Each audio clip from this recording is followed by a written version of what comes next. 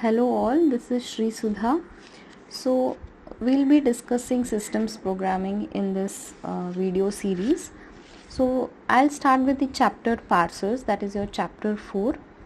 In your last chapter we have started the discussion about compilers, and I had told you there are various stages or phases of compiler where various things are performed, and the first phase of compiler that we discussed was lexical analysis.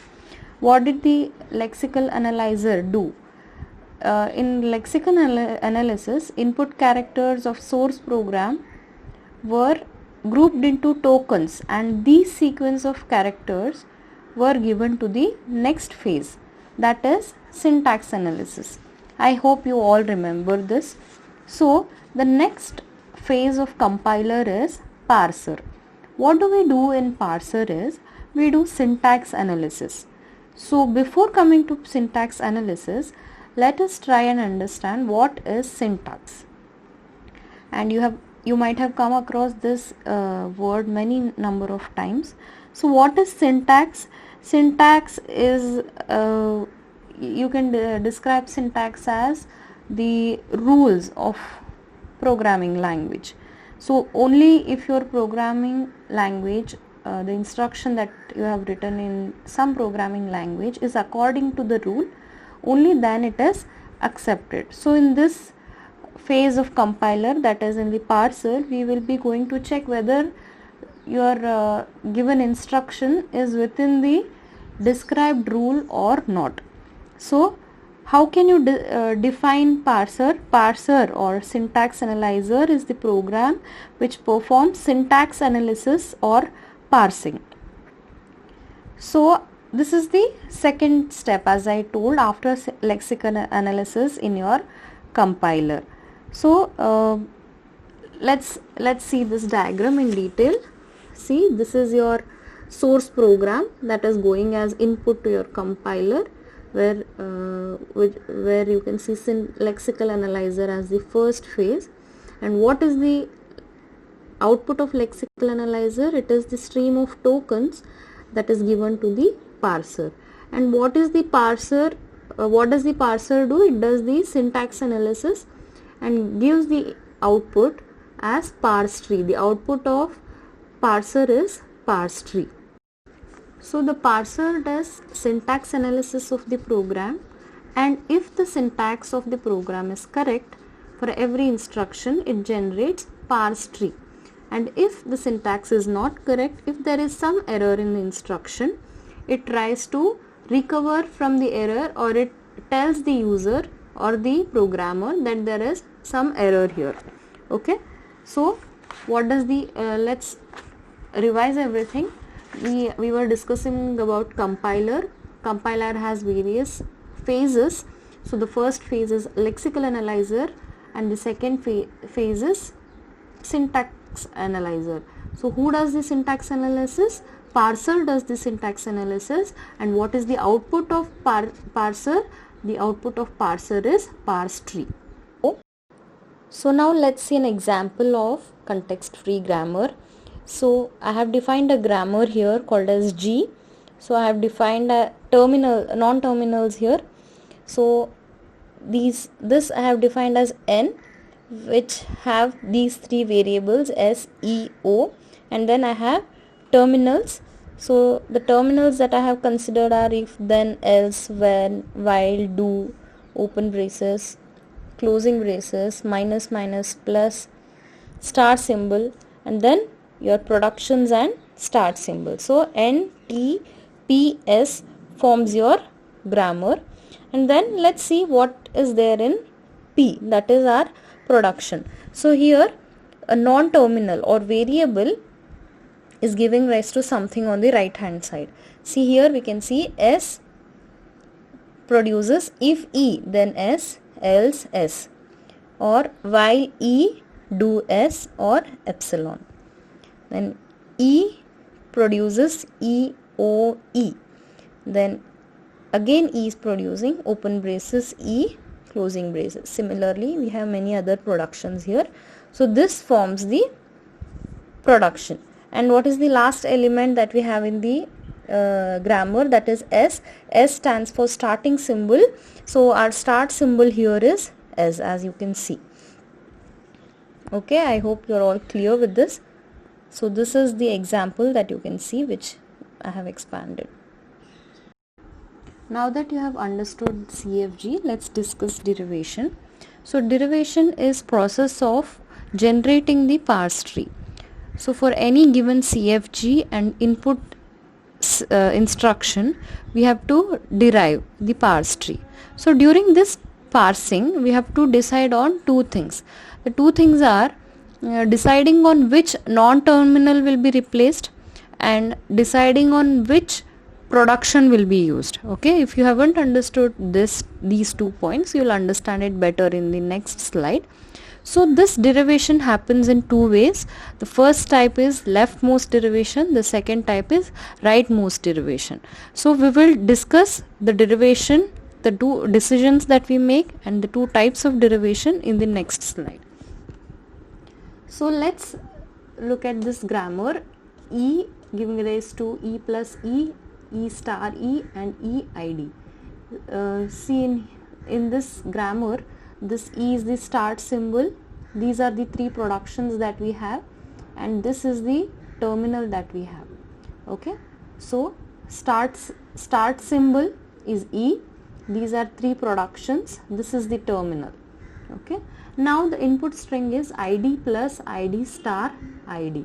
Now we have to derive this. So as I said, we have two types of derivation. The first one is leftmost derivation. So let's discuss leftmost derivation for this particular input string and this grammar. So the first production that we have considered here is E giving rise to E star E.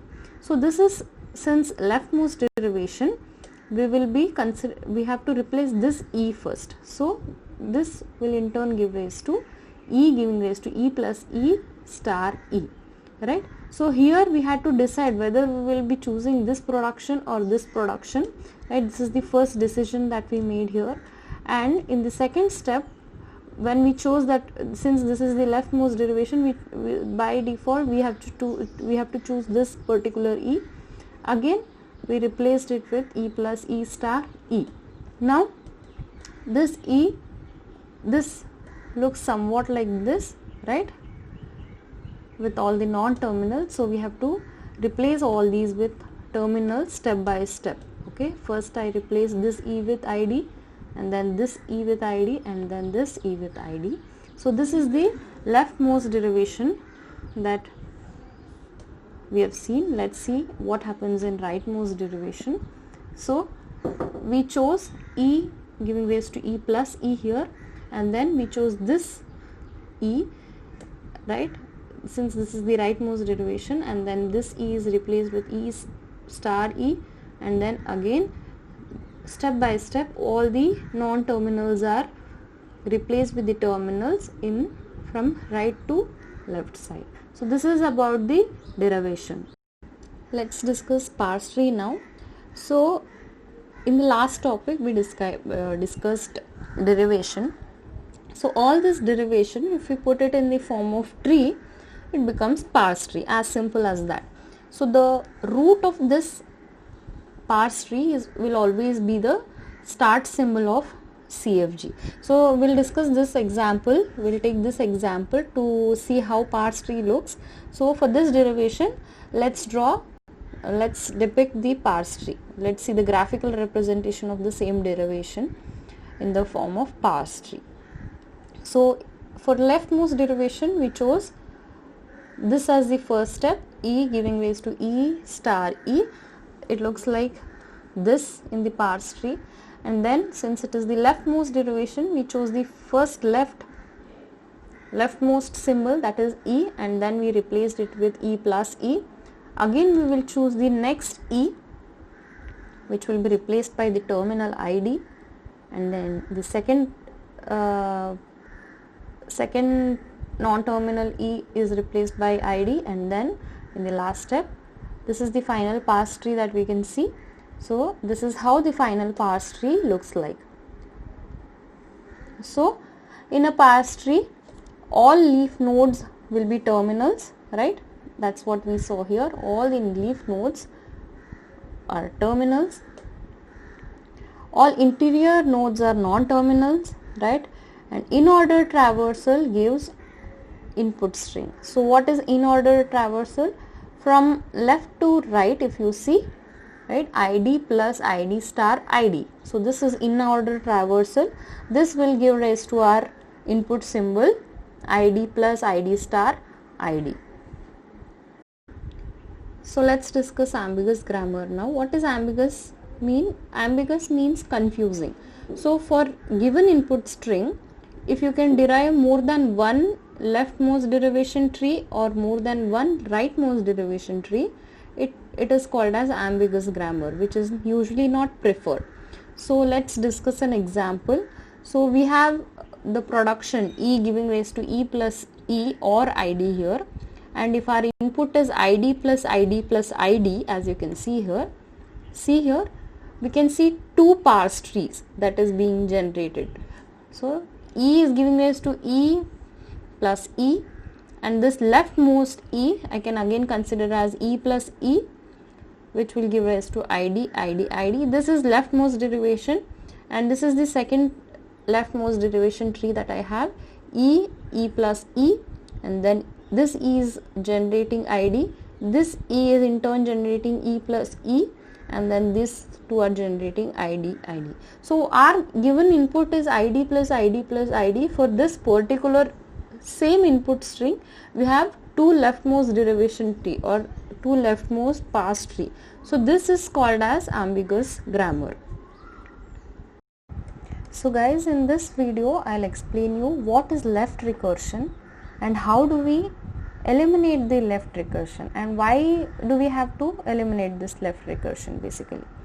So any production that looks like this, A is giving rise to A alpha slash beta, right?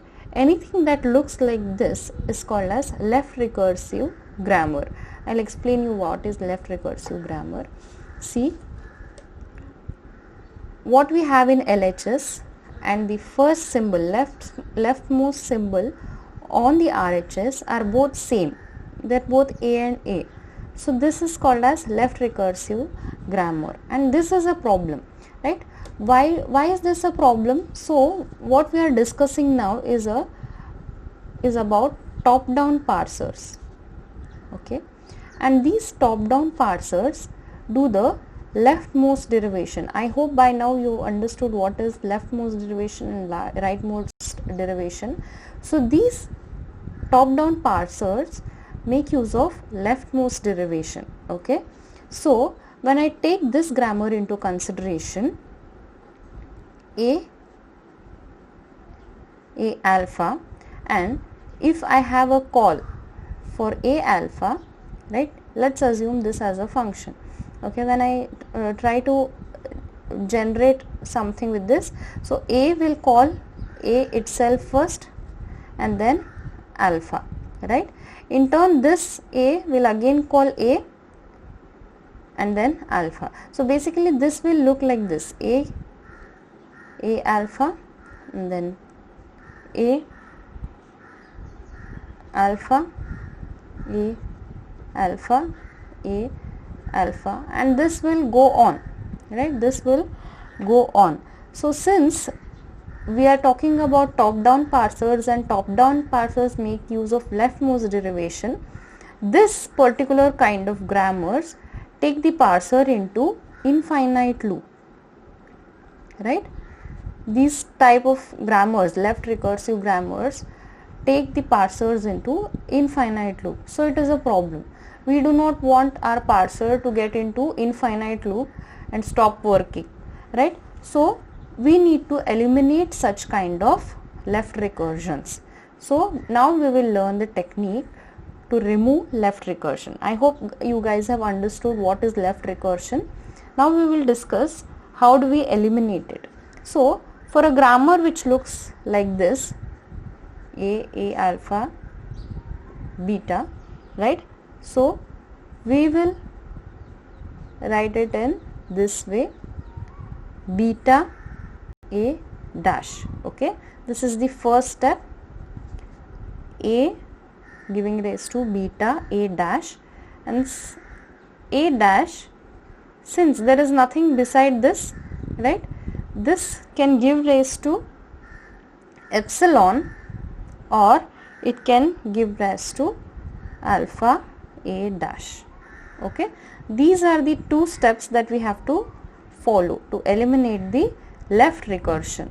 So I will explain few examples regarding this technique so you might understand it much better.